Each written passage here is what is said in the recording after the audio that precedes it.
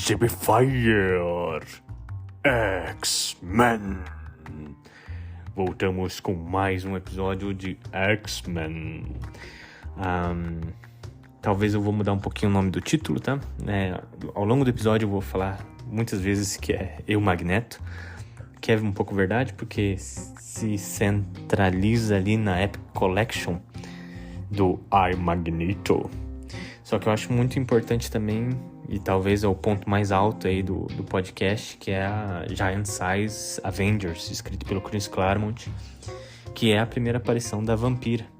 Então, no momento que esse podcast está sendo publicado, a Vampira, o personagem da Vampira tem se tornado alvo de polêmicas bem bestas e super infantis.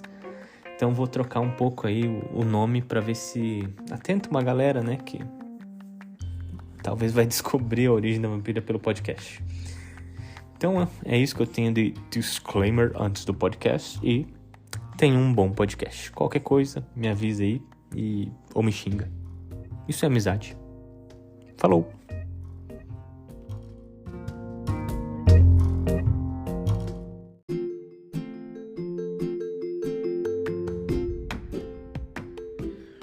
Disclaimer número 2. Number 2 disclaimer. Ai meu Deus, gente. Foi citado várias vezes o Monstro do Pântano. E não é Monstro do Pântano, gente. O Ciclope Scott, ele encontra o Homem-Coisa, o Man-Thing. Eu me enganei, me bananei muito, porque recentemente eu tô lendo a porra do Monstro do Pântano do Alan Moore. Então um erro aí crasso, né? Mas em minha defesa os dois são iguais, tá? É uma cópia do outro. Aí DC fez primeiro, Marvel não tem clássico. Até mais.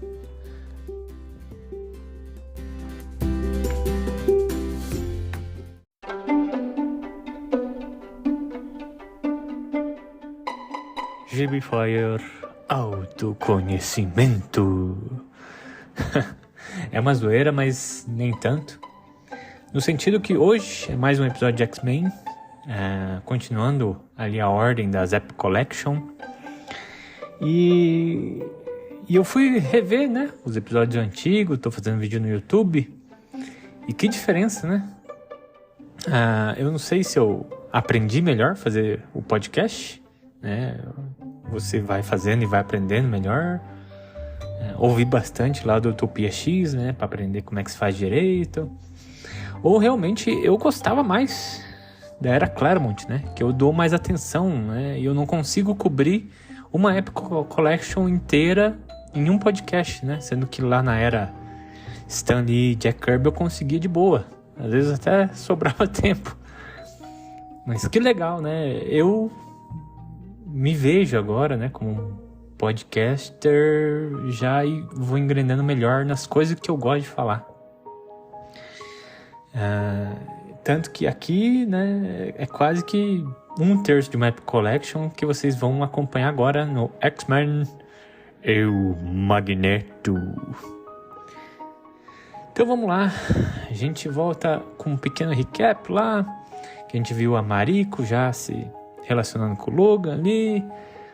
O Ciclope tá nas missões solo, e essas missões vão levar ele lá com a Lee Forster.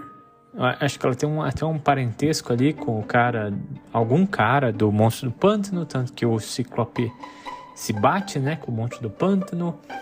Mas ali é mais uma história subjetiva, porque o Scott tá em luto, né, por causa da Fênix. E esse contexto de terror do Monstro do Pântano vem a ser um elemento condutório pra gente ver o que o Ciclope tá passando, né? É a fantasia dando lugar pra realidade ali, ou vice-versa, né? Tem aquela historinha lá com o Dr. Doom, que é bacaninha porque tem o Dr. Doom. E também o Cockrum, né? O David Cockrum voltou a desenhar. Falando assim, rapidamente, parece tudo histórias, né, jogada, mas Quando você vai lendo, você vai vendo que tem o desenvolvimento de personagem de cada um, no sentido que todos eles estão lidando com o luto e se transformando, né, com ele para aprender melhor e ser assim um X-Men melhor, ou um membro da equipe melhor, ou o que eu quero, ou se eu quero ser um super-herói. Tem todas essas discussões intrínsecas aos personagens, enquanto essas histórias, vou chamar de corriqueira aqui agora, mas eu sei que tem uma palavra melhor, vão acontecendo. E tem outras jogadas assim que você sabe, né? O Chris Claremont vai aproveitar daqui anos pra frente. Por exemplo, tem uma historinha ali do que o Caliban aparece, né? O Caliban é aquele o mutante albino que consegue localizar outros mutantes. Ele estava atrás da Kitty. E é só um episódiozinho ali e depois você sabe que isso tudo vira um plot gigante com os Morlocks, né? E também, falando em Kitty, né? Ela vem tentando se encaixar nos X-Men. Por exemplo, ela não tem roupa, ela não tem codinome, ela tem que treinar, né? E levar sua vida de garotinha. Enquanto isso, o Ciclope e a Lee Forrester, elas desembocam. Não, quando você cai do navio, você naufraga nessa ilha toda cheia de temas atlantianos e submarinos antigos. E eu já comentei, eu acho que tudo disso por cima no final do episódio anterior. O foda aqui, que eu adoro, é a King Size Annual dos Vingadores. Aqui quem escreve é o Claremont. E é aqui que tem a apresentação, assim... Não é apresentação, mas uma transformação que perdura até hoje. Que é a vampira, né? Eu acho que ela já tinha sido apresentada nas histórias da Capitã Marvel, como uma vilã, claro, né? E aqui começa com a Mulher-Aranha salvando ela, caindo de uma ponte, né? Porque a vampira atacou ela. Pra quem assistiu os desenhos dos anos 90, isso também é retratado lá, né? Que a vampira, ela encosta na Capitã Marvel e não consegue soltar e suga tudo. Suga memória, suga poderes, suga tudo pra ela. E nessa King Size Annual, né? Como é que é? Vamos ver. Tamanho Rei Anual dos Vingadores.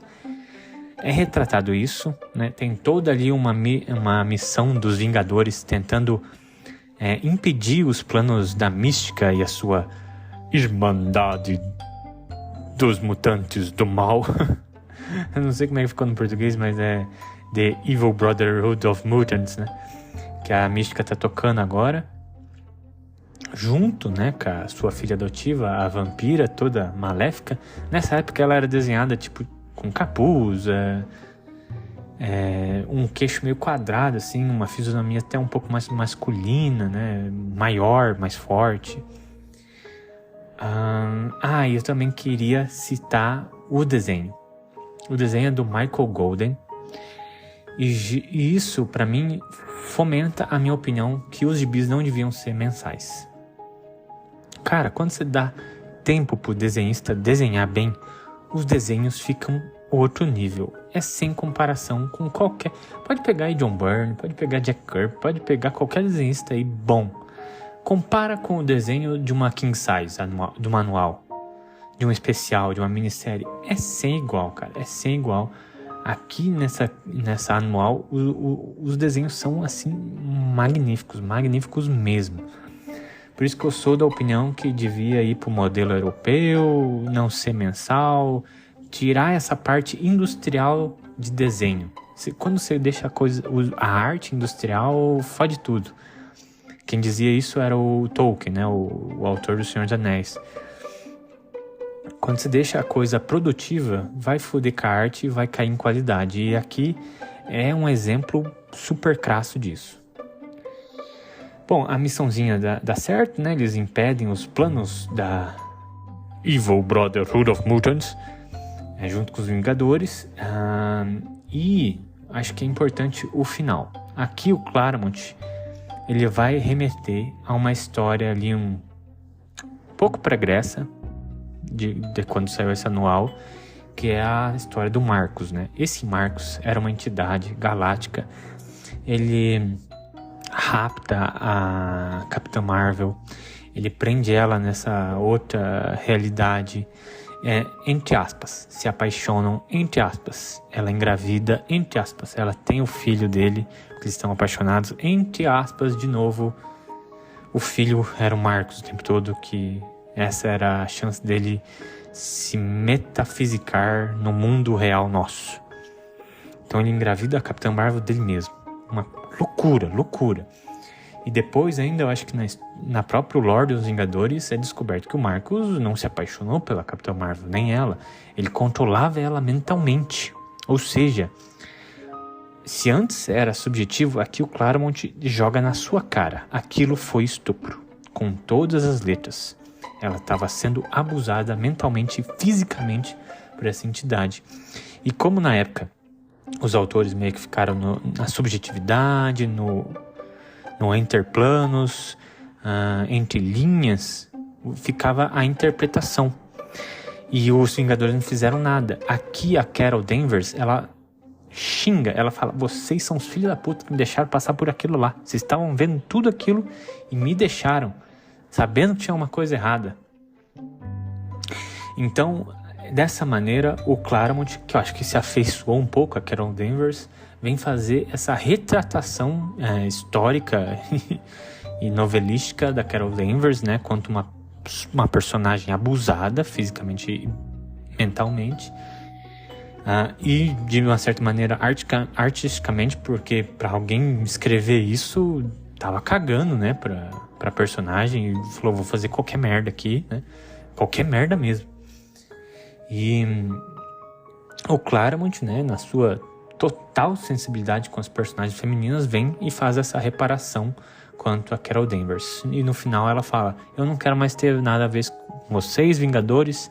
Quem me salvou foi aqui a Jessica Drew, a Mulher-Aranha, e os X-Men, que o Professor Xavier me ajudou a recuperar as memórias. Então eles sim são os meus verdadeiros amigos e sai fora. Os Vingadores ficam um pouco #chateados, né? Mas tem essa partilha, e de aqui por diante a Carol Danvers vai meio que integrar os X-Men de uma maneira, o elemento humano, né? Sempre tem a Steve Hunter, a Moira McTaggart, né? Então agora a Carol Danvers vai ocupar um pouco isso aqui, porque ela tá sem poderes, né? E a gente vai pra história que nomeia esse episódio, né? Ai, Magneto. Eu, Magneto, né? Essa história, a gente descobre que a ilha que o Ciclope estava exilado lá com a Lee Forrester era do Magneto. Ali é a nova base de operações dele. Ali o Magneto construiu uma máquina que tira os poderes dos outros mutantes, exceto ele. Tanto que o Ciclope consegue ficar sem venda ali. Ele consegue abrir o olho e não sai rajado para todo lado. Nesse meio tempo, o Ciclope e a Lee Forrester são meio que, assim, a consciência que o Magneto não ouve. Porque o Magneto tá declarando guerra para todo mundo. Vem um submarino russo e tenta atacar ele. Ele pega os mísseis e joga de volta nos submarinos russos. Muito parecido com o que aconteceu no X-Men First Class, né, do cinema. Mas um pouco diferente. Ele é a mítica, né? E, obviamente, o Ciclope não tem poder para impedir isso. Os X-Men, sabendo disso, né, vão atrás do que está acontecendo. Porque o Magneto levantou um vulcão no meio da Rússia e também matou esses tripulantes desse submarino russo. Então eles vão chegando lá. Obviamente, o Pássaro Negro tem uma pane magnética.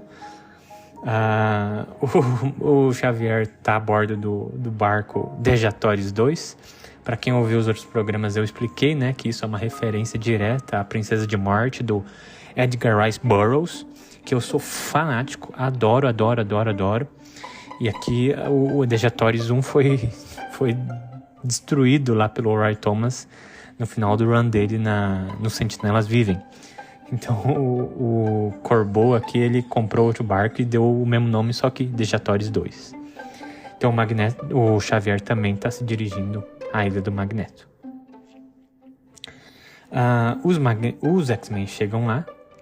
Eles logo reparam que eles também estão sem poderes e vão infiltrando na ilha com a ajuda da Lee Forrester e do Ciclope. Então o plano deles é desativar essa máquina que tira os poderes, enquanto a Tempestade vai usando das habilidades delas de furtiva para entrar e achar o Magneto. Aqui, lembra que no episódio do Homem... do Homem... Como é que é? Chumasco? Não... Um inimigo lá da Terra Selvagem, né? Ele estava morrendo e a Tempestade tentou salvar ele, porque sempre a Tempestade é pró-vida. E aqui ela chega a um momento que ela tem uma faca na goela do Magneto. Ela pode terminar com todos os problemas de uma vez só, mas tem acho que 3 ou 4 páginas dela pensando o que ela vai fazer, por que ela não faz isso, né? Ela é pró-vida, ela não faz isso. Só que nesse momento os X-Men destruíram a máquina e o Magneto acorda. É bem legal essa cena que o Magneto puxa a roupa dele, né? Porque é tudo metalzinho, ele crafita na pele dele, né? Por isso que ele consegue voar. E nisso vai desembocar numa batalha feroz entre os X-Men e o Xavier meio que ajudando mentalmente. Tem toda ali uma batalha bem foda. O Cockrum... Ai, cara, todo respeito ao John Byrne, mas eu adoro o Cockrum. Não sei porque o desenho dele é pesado, Não sei se é o arte finalista também, mas aqui eu gosto muito dessa edição, que para os fãs do X-Men é histórica, né? A edição 150. Por quê? O Magneto vence todo mundo no X1, né? X1 para ele, né? Ele vence a galera, deixa todo mundo no chão e a Kitty estraga a máquina dele, né? Porque ela consegue dar phase nos eletrônicos e quebra os eletrônicos, né? E ela faz isso com a máquina do Magneto. O Magneto, enraivecido, vai lá e dá aquele famoso ataque dele de choque elétrico quando ele consegue encostar na pessoa. Pra quem lembra, né? Ele já matou a Jean Grey uma vez com esse ataque. E aqui ele usa, eu acho que pela primeira vez na Kitty. Deixa ela desacordada. E quando ele pega ela pelos ombros, ele vê que era só uma criança.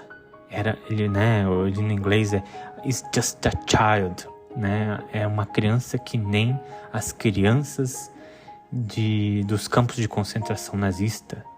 Quando eu estava em Auschwitz, eu vi esse tipo de execução de pessoas achando que estavam fazendo bem, né? E a minha missão era protegê-la. E aqui cá estou, matando ela. Esse é o ponto que culmina de vez, né, o turn do Magneto, o ponto de inflexão. Ele vê que os fins justificando os meios vai fazer ele matar quem ele jura proteger. Muito bom. Para quem vai lendo, você já vai vendo que o Magneto tem outro lado, né? Mas a medida extrema que foi o ponto para ele ver o que ele estava fazendo. A partir de agora, o Magneto vira outro personagem, na minha opinião. Um personagem muito mais, assim, infinitamente mais, assim, mais legal de acompanhar, né? Toda a questão dos tons de cinza dele. Para quem acompanha os X-Men até hoje sabe onde isso vai desembocar, né? Num personagem que a gente quase que torce para ele, porque o cara é cheio das camadas, talvez o melhor personagem já escrito dentro do lore dos X-Men, né? Mais uma vez, o senhor Claremont fazendo tudo aí, né? Tudo. A edição vai terminar ali, né? Com a Kitty fazendo uma piadinha de Star Wars, né? Tentando levitar o Pássaro Negro da Água, assim como o Luke fez lá com a X-Wing em Dagobah. E termina o episódio. Depois aqui eu acho que só vou comentar, né, da anual de 81 dos X-Men, que traz o Quarteto Fantástico, uma missão lá com os alienígenas que envolve um pouco do Shi'ar também, mas pra mim whatever, sempre bem desenhado, sempre bem legal acompanhar.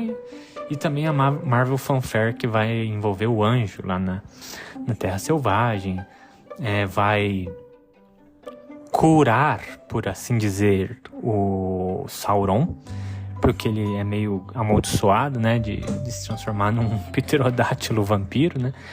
Então essa Marvel Fanfare vai meio que curar ele, mas só que não, né, pra quem sabe.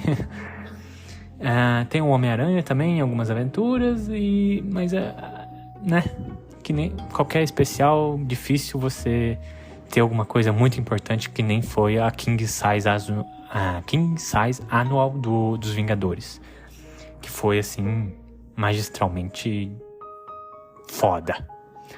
Mas eu vou encerrar esse episódio aqui nessa edição histórica do 150, né, onde muda que, sim, praticamente tudo. Dizem que depois do Dias de Futuro Esquecido, o Claremont não fez nada parecido. Eu respeitosamente discordo. Pra mim, esse turn do Magneto é tão foda quanto, talvez mais, assim, pro Claremont se ligar de uma coisa que ninguém se ligou antes, sabe? E aqui ele nem tava com o majestoso John Byrne que ajudava ele a escrever, ele tava sozinho aqui, né? Então, é isso, pessoal. A gente se vê no próximo podcast e eu encerro por aqui. Até mais. Jesus.